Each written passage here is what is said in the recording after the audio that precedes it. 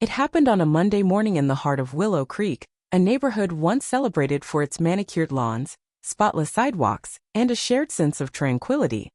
I wish I could say it was just another day of friendly chats over fences, fresh-baked cookies left on porches, and the usual banter among retirees swapping tips about their golden years. But that morning, something unimaginable shattered everything. I was briskly walking down Elm Lane with my neighbor Susan Carter. She's the type who pauses to fawn over every dog we pass, so our walks always stretch longer than I planned. I didn't mind, though exercise took a back seat to the joy of strolling through our tight-knit community. That's when we spotted Mr. Thomas James Thomas crumpled on his driveway across the street. His eyes were half open, his face pale as a ghost, and not another soul was around. Time seemed to stop. Next thing I knew, I was sprinting toward him, yelling for Susan to call 911, and dropping to my knees to start CPR. I'd taken a refresher course at the community center just last year, and my heart raced with a mix of panic and determination as I pressed down on his chest, counting silently.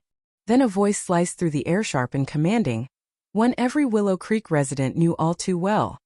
It was our HOA president, Rick Lawson, marching up in his pristine loafers and a perfectly pressed collared shirt. "Stop," he barked, flailing his arms like we were in some absurd play. "You can't do that here." I froze mid-compression, thinking I'd misheard, but he doubled down, ordering us to stop CPR immediately. I couldn't wrap my head around the man was dying, and our HOA president was banning us from helping, tossing around the word liability like it explained everything. Susan, phone pressed to her ear, gaped at Rick in disbelief. "What are you talking about?" she shrieked. "He's dying. This is an emergency." But Rick wouldn't budge, his eyes wide with convocation. "We have strict neighborhood rules about untrained residents performing medical care on HOA property liability. Insurance risks. Stop now, or you could make this worse for everyone." My hands trembled as doubt clashed with the certainty that James's life was slipping away. I wasn't a doctor, but I had basic training enough to act. Rick's reasoning felt flimsy, yet he carried that air of authority he'd honed over nearly 10 years as HOA president. He loved boasting about knowing every local ordinance by heart, and though his liability excuse sounded shaky, it threw me off balance. Defiant, I managed 3 more compressions before Rick physically yanked me back. My pulse pounded in protest as I wrestled with the urge to save a life and this bizarre command from a man with a clipboard. Susan was screaming into her phone by then, pleading with the 911 operator. "He's not breathing and this guy's telling us to stop CPR." Felt like a nightmare. I can still see James's lifeless face, the morning light catching the sweat on his brow, and the scuff on Rick's shoe as he shoved me aside. Then the paramedics arrived, brushing Rick out of the way with calm efficiency. They took over CPR, loaded James onto a stretcher, and sped off, sirens blaring. But it was too late. By the time they reached the hospital, James Thomas was pronounced dead, no heartbeat to be found. I stood there stunned, as if I'd stepped out of my cozy suburban world into a chaotic abyss of moral and legal confusion. Rick looked shaken but clung to some half-formed excuse about protecting the HOA's interests. Neighbors trickled out of their homes, clustering on sidewalks, whispering questions. Why would Rick stop CPR? Could James have been saved? No one had answers, not me, not Susan, just a raw ache and the sinking feeling that Willow Creek would never be the same. That night, I sat at my kitchen table, hands wrapped around a tepid mug of tea, unable to sleep. I replayed it, Almy hands on James's chest, Rick's booming voice, the paramedics' arrival, wondering if a few more uninterrupted minutes might have pulled him back from the edge. Did Rick's interference seal James's fate? The question weighed on me like a boulder. I knew this wasn't over. By morning, rumors spread that the Thomas family might sue, sparking talk of whether the HOA or even I could face legal trouble. But in the stillness of that night, all I could see was James's face as he faded away. The next week in Willow Creek was anything but peaceful. Word spread faster than wildfire, and James Thomas's death hung heavy over us all. No one could meet each other's gaze without confronting the bitter truth.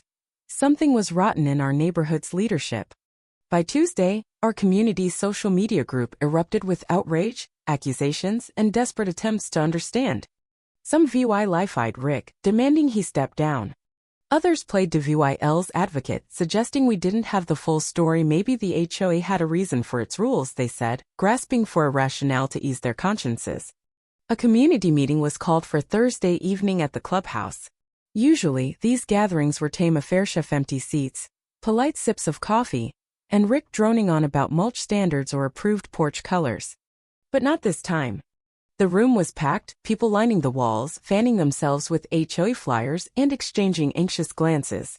It felt like a town hall after a scandal. As I walked in with Susan, a hush fell, then a low murmur rose.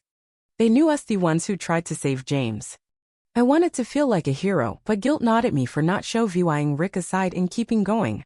Up front, behind a row of folding tables, sat the HOA board, Rick in the center, rigid as a statue, flanked by 4 others wearing nervous frowns.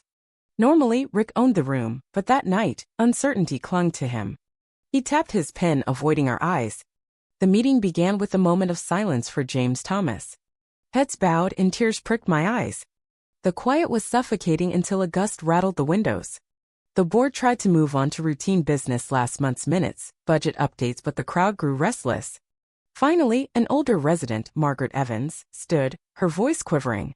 "Mr. Lawson, we deserve an explanation. Why did you stop CPR?" Her words hung in the air. Rick's jaw clenched as he leaned into the microphone. "We have bylaws to protect everyone," he said, his tone deliberate. "I know some think I acted callously, but our insurance policy..."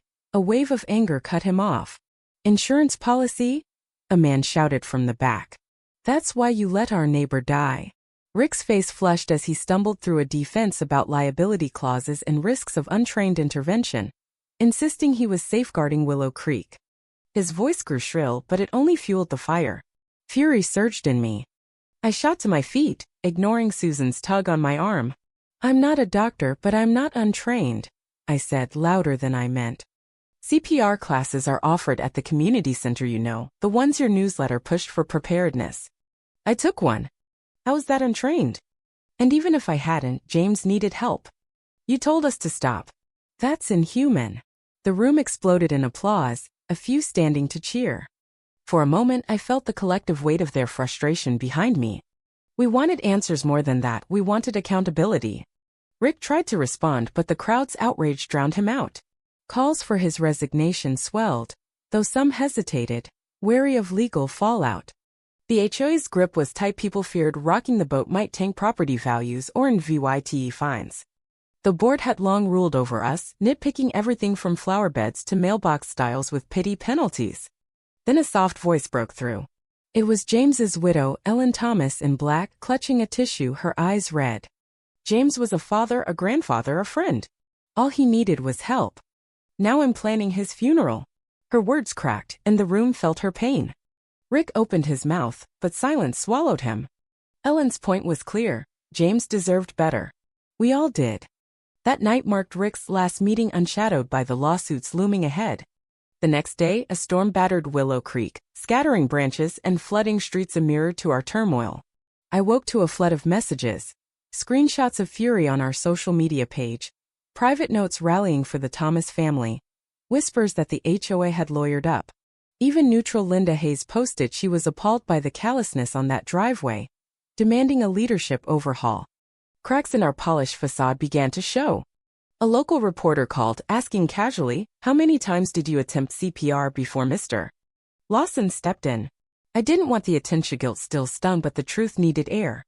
I told her what I recalled and hung up, feeling like I'd cracked open a maze. By week's end, Ellen Thomas filed a wrongful death suit against Rick and the HOA, alleging negligence and interference in a life saving act. The story hit local news, not headlines yet, but growing. People shared tales of HOA overreach nationwide, fines for sunflowers, citations for unapproved ramps. Ours felt darker. I ran into Ellen by the grocery store produce. Her eyes were swollen, her voice faint. "I appreciate what you tried," she said. "This isn't your fault, but you might get pulled in." She meant the legal mess.